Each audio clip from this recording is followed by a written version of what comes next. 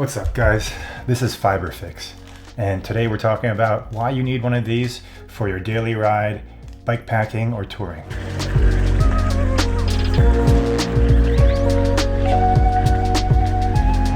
A few weeks ago, I returned from bike packing for 600 miles in British Columbia with my buddy Carl. And for 500 miles of that trip, I rode with a FiberFix spoke. Here's how it happened.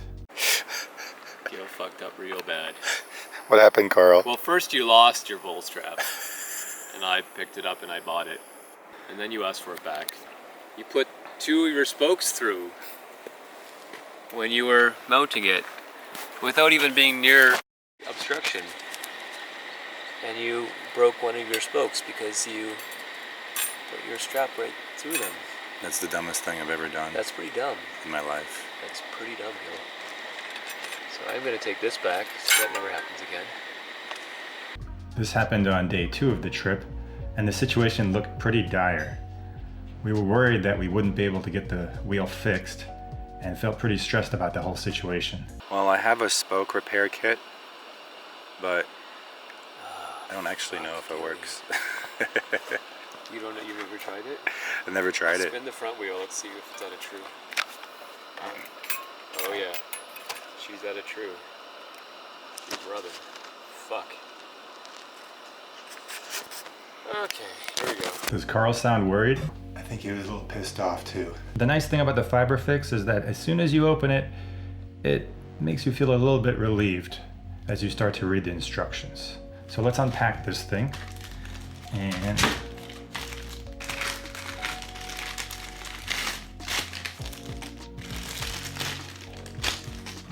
here's the kit.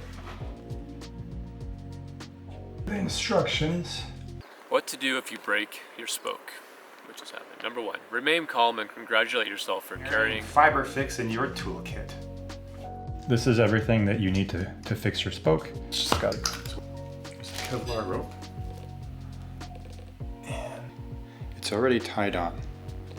It's knotted right here to this metal hook contraption. It also comes with a spoke wrench and a nipple. It's hot. So you want to start at the nipple if you're using the nipple, otherwise you'll start at the bent up spoke and screw it in just a few times. Now take the end of the rope and thread it through the spoke hole of the hub. Pull it all the way through and then bring it back up to the top of the cam. Thread it through the cam starting at the top, then through the middle hole between the 2 bars. Pull it all the way through and then thread it through the bottom hole of the cam.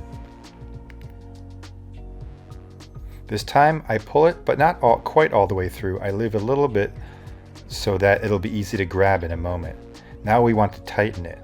Grab the rope by the hub and pull it all the way up. Do the same thing through the middle hole.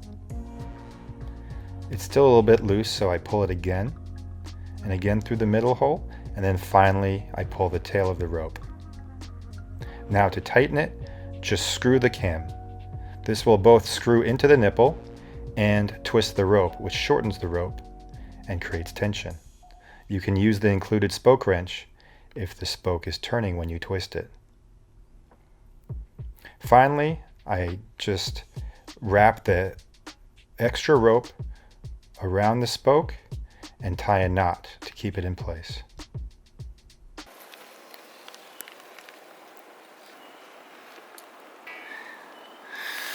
Great job, Carl. All right, onwards and upwards into the snow.